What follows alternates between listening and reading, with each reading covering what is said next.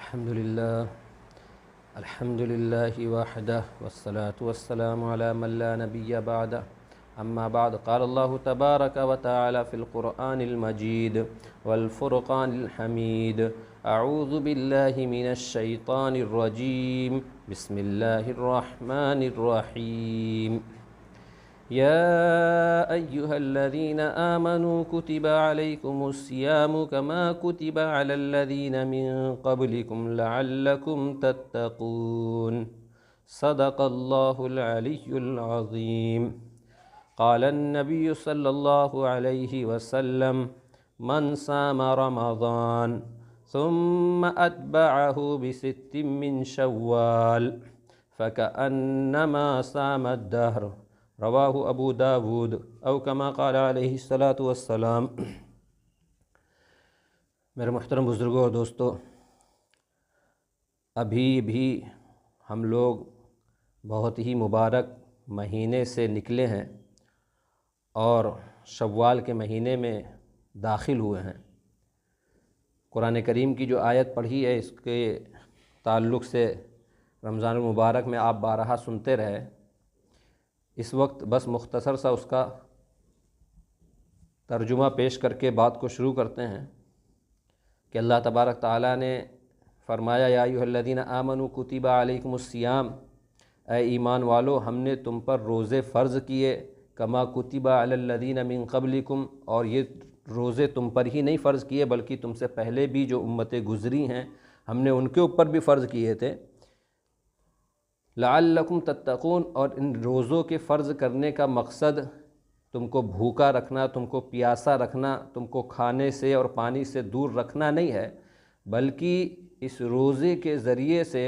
مقصد یہ ہے کہ تمہارے اندر صفت تقوی پیدا ہو جائے، تمہارے اندر پرہیزگاری پیدا ہو جائے، تمہارے اندر اللہ کا خوف، اللہ کا دھیان، اللہ کا استحضار پیدا ہو جائے۔ اس مقصد کے لیے یہ روزے ہم نے تم پر فرض کیے۔ اور پھر اللہ کے نبی صلی اللہ علیہ وسلم نے فرمایا بطور انعام، یہ جو شوال کے روزے ہیں یہ روزے داروں کے لیے بطور انعام ہیں۔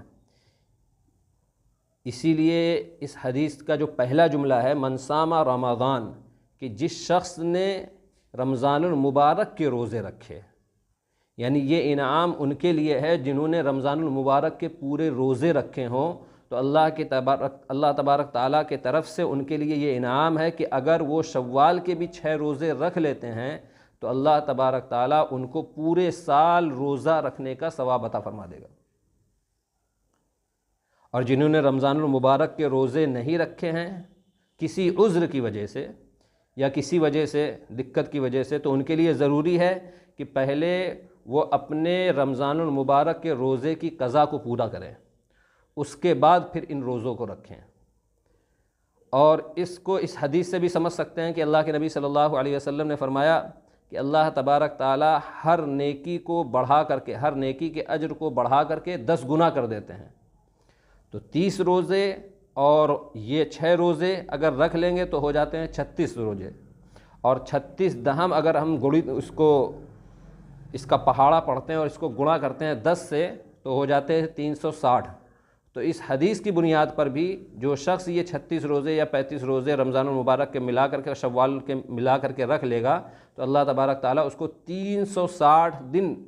وہ ایسے ہے جیسے کہ اس نے 360 دن مستقل روزہ رکھا ہو۔ اور اس میں بست من شوال کا جو لفظ ہے وہ اشارہ ہے اس بات کی طرف کہ اللہ کے نبی صلی اللہ علیہ وسلم نے اشارہ کر دیا کہ یہ پے در پہ روزہ رکھنا ضروری نہیں ہے۔ شوال کا پہلا روزہ یعنی عید الفطر کا روزہ، اس دن تو روزہ رکھ ہی نہیں سکتے ہیں، حرام ہے شریعت کے اندر۔ وہ دن نکل جانے کے بعد آپ پورے مہینے میں کسی بھی تاریخ میں کسی بھی دن میں ان 6 دنوں کو، ان 6 عدد کو پورا کر سکتے ہیں روزہ رکھ کر کے۔ اس کے لیے ضروری نہیں ہے کہ آپ پے در پہ رکھیں کہ آج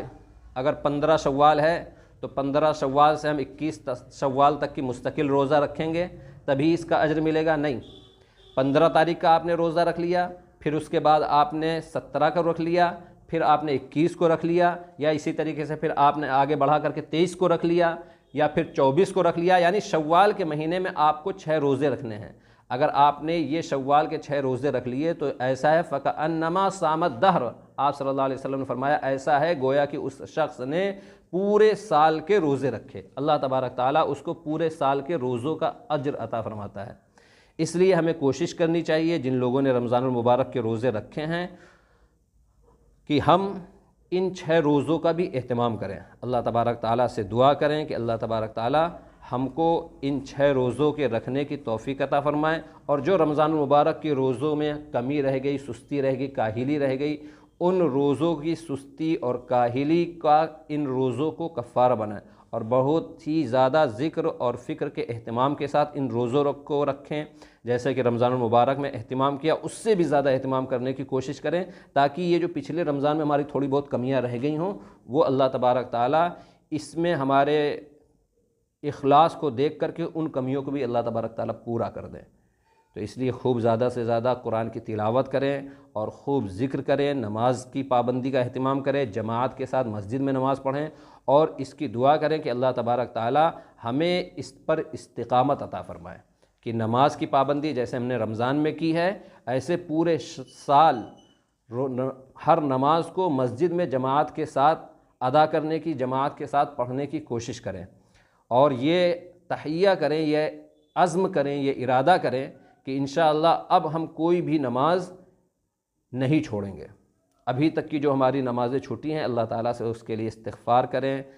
اپنے توبہ کریں، اور 2 رکعت نماز صلاۃ التوبہ پڑھ کر کے استغفار کریں، اللہ کے سامنے روئیں، گڑ گڑائیں کہ اللہ کے نبی صلی اللہ علیہ وسلم نے بڑی سخت وعیدیں ذکر فرمائی ہیں نماز کے چھوڑنے والوں پر، اور جو شخص جان بوجھ کر کے نماز کو چھوڑ دے، من ترک الصلاۃ فقد کفر، آپ صلی اللہ علیہ وسلم نے فرمایا جس شخص نے جان بوجھ کر کے نماز کو چھوڑ دیا وہ ایسے ہے جیسا کہ اس نے کفر کیا، وہ کفر میں داخل ہو گیا۔ اس لیے ہمیں بہت زیادہ اہتمام کرنے کی ضرورت ہے، اور اس کا عزم کرنے کی ضرورت ہے، اور عزم کے ساتھ ساتھ کوشش کرنی ہے، جیسا کہ اللہ تعالیٰ نے قرآن میں فرمایا وَمَنْ أَرَادَ الْآخِرَةَ وَسَعَى لَهَا سَعْيَهَا وَهُوَ مُؤْمِنٌ فَأُولَٰئِكَ كَانَ سَعْيُكُمْ مَشْكُورًا، جو شخص جو لوگ بھی آخرت کو سامنے رکھ کر کے اس کے لیے عزم کرتے ہیں، ارادے کرتے ہیں، وَسَعَى لَهَا، اور ارادہ کر کے بیٹھ نہیں جاتے ہیں، ارادہ کرنے کے ساتھ ساتھ اس کے لیے، اس پر عمل پیرا ہونے کے لیے، اس کو اپنی زندگیوں میں لانے کے لیے مستقل کوشش کرتے ہیں، جد و جہد کرتے ہیں، مجاہدہ کرتے ہیں۔ حالات آئیں گے، دقتیں آئیں گی، اور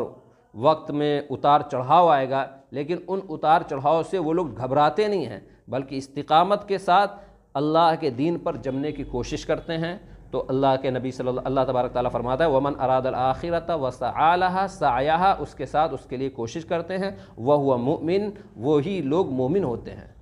فَأُولَٰئِكَ كَانَ سَعْيُكُمْ مَشْكُورًا، اور اللہ تبارک تعالیٰ ایسے ارادہ کرنے والے کے ارادے کو اور ایسی کوشش کرنے والوں کی کوششوں کی قدر فرماتا ہے اللہ، اور ان کی قدر کرتے ہوئے اللہ تبارک تعالیٰ ان کو ان کے لیے ہدایت کے دروازوں کو کھول دیتا ہے، جیسا کہ اللہ تبارک تعالیٰ دوسری جگہ فرماتا ہے وَالَّذِينَ جَاهَدُوا فِينَا لَنَهْدِيَنَّهُمْ سُبُلَنَا وَإِنَّ اللَّهَ لَمَعَ الْمُحْسِنِينَ وَالَّذِينَ جَاهَدُوا فِينَا لَنَهْدِيَنَّهُمْ سُبُلَنَا، جو لوگ بھی میرے راستے کی جد و جہد کرتے ہیں، کوشش کرتے ہیں، محنت کرتے ہیں، تو ہم اپنے طرف ان کے لیے اپنے طرف آنے کے راستے کیا کرتے ہیں؟ کھول دیتے ہیں، واضح کر دیتے ہیں۔ وَإِنَّ اللَّهَ لَمَعَ الْمُحْسِنِينَ، اور بے شک اللہ تبارک تعالیٰ احسان کرنے والوں کے ساتھ ہے۔ تو اس لیے ہمیں اس کے لیے کوشش کرنی ہوگی۔ اسی لیے علامہ اقبال نے کہا ہے کہ عمل سے زندگی بنتی ہے، جنت بھی جہنم بھی، یہ خاکی اپنی فطرت میں نہ نوری ہے نہ ناری ہے۔ صرف ہمیں بڑی بڑی باتیں کر دینے سے جنتیں نہیں مل جائیں گی، جنت نہیں مل جائے گی، بلکہ اس کے لیے ہمیں مستقل کوشش کرنی ہوگی، محنت کرنی ہوگی، اللہ کے حکموں کو اپنی زندگیوں میں لانے کی، اور اللہ کے حبیب محمد عربی صلی اللہ علیہ وسلم کی ایک ایک پیاری اور نورانی سنتوں سے اپنی زندگی کو آراستہ کرنے کی مستقل جد و جہد، مستقل کوشش کرنی ہوگی کہ کس طریقے سے آقا کی ایک ایک سنتیں ہماری زندگی میں آ جائیں، اور کس طریقے سے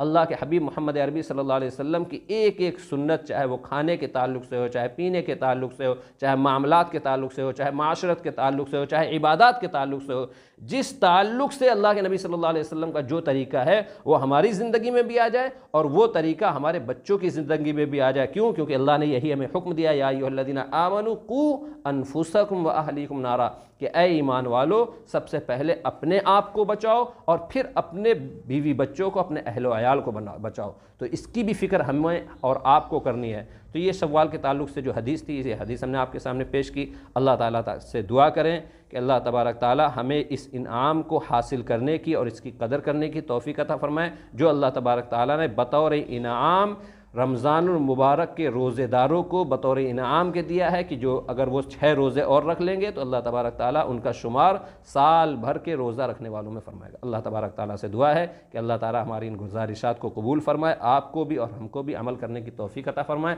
وما توفیقی الا باللہ، وآخر دعوانا الحمد للہ رب العالمین۔